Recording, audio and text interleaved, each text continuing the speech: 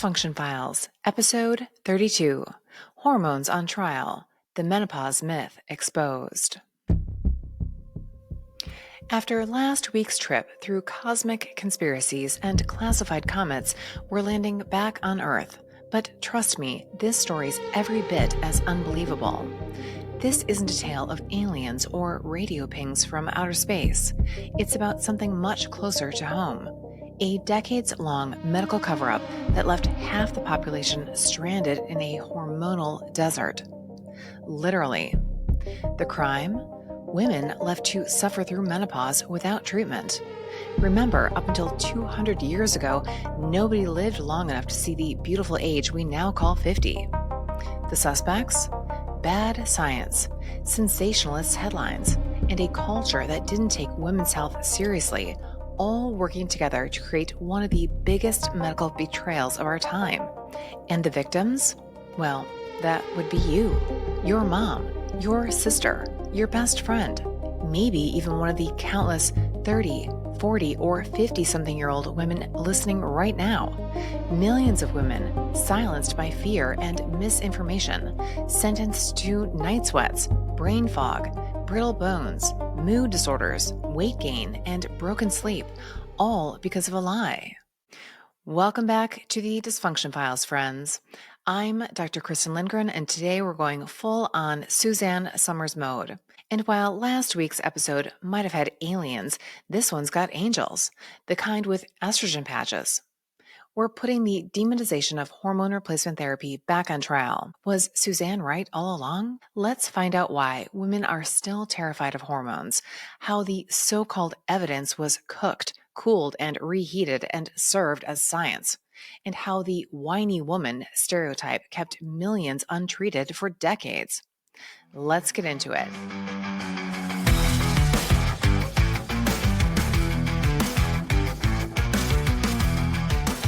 Part 1. The Whiny Woman. Every villain needs a scapegoat, and in this case, she was called the WW, the Whiny Woman. Sometimes even the WWW, the Whiny White Woman. Hey, don't come at me. That's just something that's been written that I've read. Shout out to Dr. Tamsin Fadal for telling this harrowing story from her med school. Just take these antidepressants. You'll be fine. I don't know if you want to take hormone therapy, especially with your family history. Maybe try working out more. Women have been going through this since the beginning of time. You're going to be just fine. This is all part of getting older. The WW was in her late 40s or early 50s. Couldn't sleep, couldn't think straight, snapping at her husband, snapping at her kids. She was drenched in sweat one minute and freezing the next. Her libido? Gonzoed. Don't touch me. Getting fat for no earthly reason. Look at me like that again and I'll kill you. Anxious about everything. Shitty hair. Dry vagina, alternating with insanely bleeding vagina. And when she complained, doctors, well, try this Prozac, maybe a sleeping pill. Ever heard of lube? I don't see a gym membership in your purse. Maybe a GLP-1 shot. Have you seen our line of expensive wrinkle creams? Friends told her it was just part of aging. The cultural narrative says it best. Suck it up, buttercup. Every woman goes through it. You'll survive. But here's the truth we've been lied to about for decades. Untreated menopause isn't just an inconvenience or a rite of passage aging women need to endure and live through. It's a full-on health crisis. Let's start with the symptoms everyone knows. Hot flashes that feel like your body's on fire. Night sweats that soak the sheets. Brain fog so thick you forget your own birthday. Who wants to remember that anyway? Anxiety, irritability, depression. Forgetting, then suddenly panicking as you remember the anxiety, irritability, and depression. Vaginal dryness, painful sex, pain just thinking about sex, weight gain, insomnia, and that's just the highlight reel. Here's the part nobody tells you. Menopause doesn't just hijack your mood and your sleep. It creeps into places you'd never expect. Frozen shoulder. Yes, really. A stiff, painful shoulder that locks up almost overnight. Far more common in peri- and postmenopausal women because estrogen plays an important role in joint capsule flexibility. Who knew? Burning mouth syndrome. What? You've never heard about this? Think about accidentally eating a habanero pepper. a relentless tingling or burning in the tongue and gums in the absence of said habanero. Formication. I said formication, not fornication. Remember the formication left the building? Formication is the creepy, crawly sensation that ants are marching under your skin. Palpitations. Your heart suddenly racing or skipping beats for no clear reason. Joint pain and stiffness, often mistaken for arthritis, but often linked to dropping estrogen levels. Even vertigo and balance problems have been tied to hormonal shifts. This isn't whining. This is physiology, and ignoring it doesn't make it go away. It sets women and everyone around them up for fractures, heart disease, dementia, and a decade or more of suffering. So, how did menopause go from a natural transition to a national panic? Let's open Exhibit A. Part 2. The Big Lie. Let's rewind for a sec. The year was 2002. The Women's Health Initiative study, or WHI, had just dropped what looked like a bombshell. I remember the headlines. Hormones cause cancer and heart disease. They were splashed across every newspaper and echoed on every nightly news broadcast. Anchor voices dropped low and serious, warning women to stop their hormones immediately. And women listened. Overnight, estrogen prescriptions plummeted. Pharmacies told women to toss their pills in the trash. Doctors yanked patients off treatment midstream. It was hysteria. And why? Because, science. But here's the twist. The WHI wasn't really studying the women who needed help. The average age wasn't 50. It wasn't even 55. It was 63. These were women a decade past menopause, many already carrying the baggage of aging arteries and chronic disease. And the hormones tested? Not the bioidentical estradiol and micronized progesterone, the ones your body makes anyway. They were using conjugated equine estrogen. Yes, not unlike the Philosopher's Stone, this is estrogen extracted from pregnant horse urine, paired with a fake progesterone or synthetic progestin called medroxyprogesterone acetate. Your body has no idea what that is. High doses, taken orally, not patches, not gels, not the natural or bioidentical formulations given in a far safer route those of us in the HRT space are using now. So what the WHI really showed us was this. If you give older women outdated, high-dose, horse-derived hormones by mouth, the risk profile isn't great. Shocker. They saw a bump in breast cancer. They saw more strokes and blood clots. But here's the part you didn't hear on the news.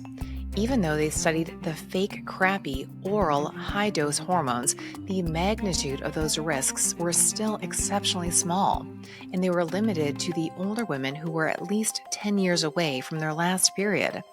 The same risks didn't apply to younger women just entering menopause.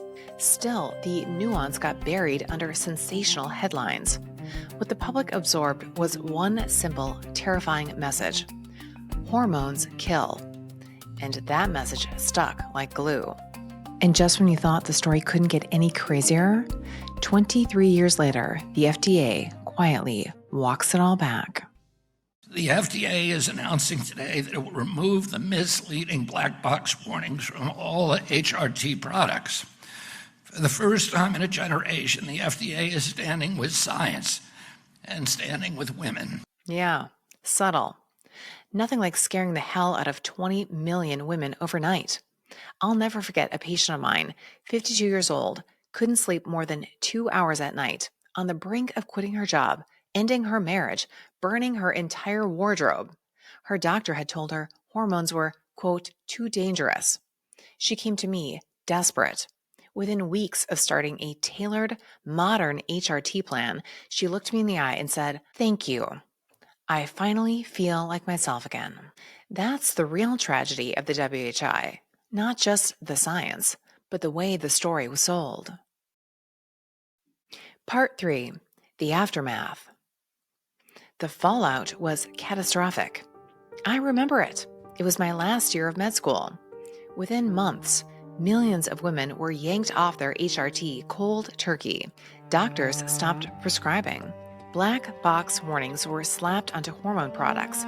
literally all of them. Entire generations of medical students were taught to fear estrogen, something their bodies made naturally. And what happened? Well, women suffered. Quality of life plummeted. Osteoporosis-related fractures skyrocketed. Cardiovascular protection was lost in women who might have benefited. And the fear stuck. 20 years later, women still tell me, my doctor says hormones will give me cancer. This wasn't science.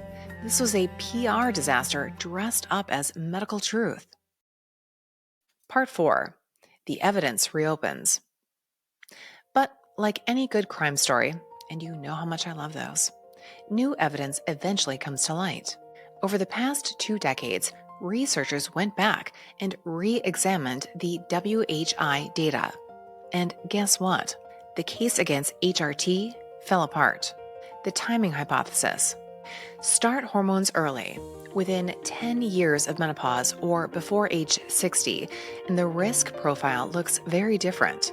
In fact, HRT in this window appears to be, well, quite protective against heart disease. Go figure. Start late after arteries are already calcified? Well, different story. Formulation matters. Horse urine estrogens and synthetic progestins are not the same as bioidentical estradiol and progesterone. Your body knows not what to do with horse hormones. Your physiology responds differently. Route matters. Oral estrogen goes through the liver, raising clotting factors. Transdermal patches and creams, much safer. Lower risk of stroke and blood clots. And here's the key. The clotting risk is specific to oral estrogen, not topical estrogen, not vaginal estrogen, not progesterone, whether oral or transdermal. Just oral estrogen because of the first-pass metabolism in the liver. That nuance was lost in the headlines, but it changes the whole safety conversation. Estrogen plus progesterone, a designed partnership. The WHI reported that women without a uterus who were given estrogen alone had a lower incidence of breast cancer compared to placebo. But let's not confuse that with a recommendation for unopposed estrogen. In reality, your body was never designed to run on estrogen by itself. God gave you ovaries that make both estrogen and progesterone for a reason. I can promise you that was not an error. Progesterone isn't just there to balance the uterine lining. It's calming to the brain, protective for the breasts, supportive for sleep, essential for bone health, and a powerful counterweight against the very estrogen dominance that drives weight gain, menstrual irregularities, infertility, and breast cancer risk.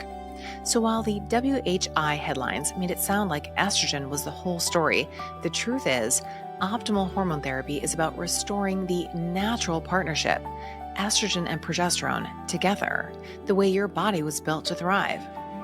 So what's the truth today?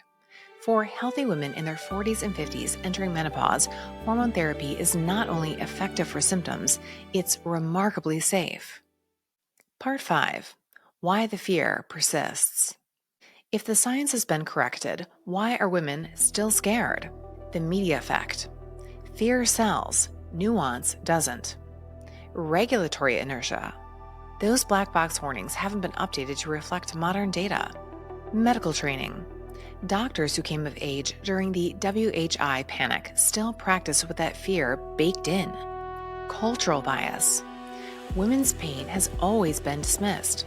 Menopause labeled as whining. Relative versus absolute risk.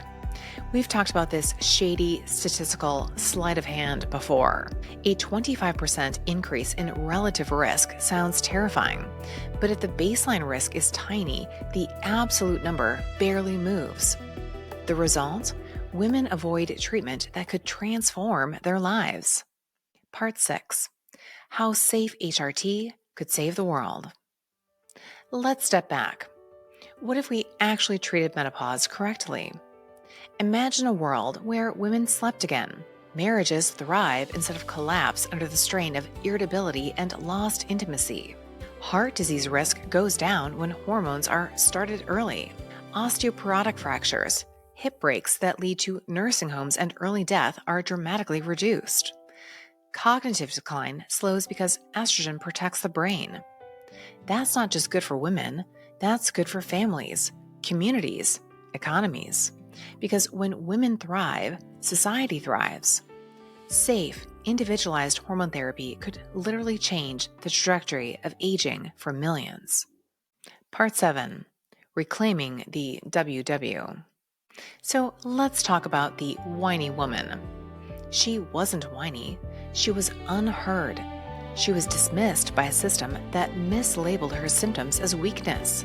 She is the hero of this story because she kept demanding answers even when the system told her to shut up.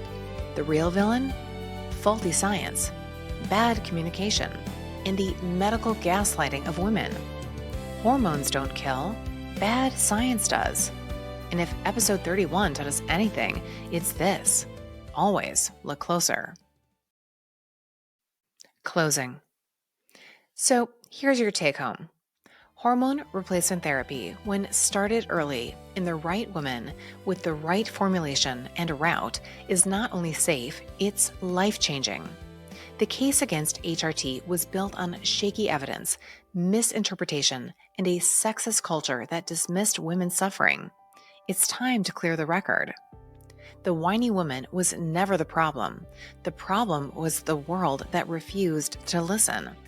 And if we listen now, we might just save millions of women, and maybe even the world, from her wrath.